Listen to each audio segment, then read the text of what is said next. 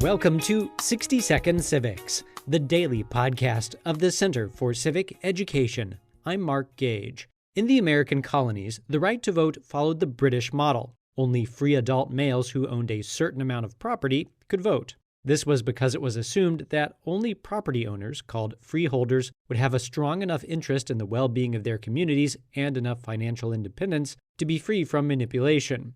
Connecticut's qualification might sound funny to modern Americans.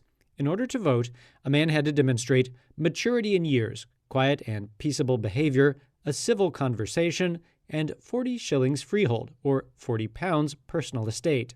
Voting requirements changed with the American Revolution, which began in 1776. Pennsylvania, for example, began allowing tax-paying adult men to vote. New York also liberalized voting with its 1777 Constitution.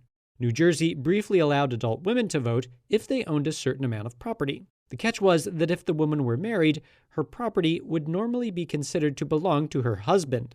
In any case, the law in New Jersey was changed in 1807 to exclude women. Roughly half of the newly independent states adhered to the earlier, more conservative suffrage practices.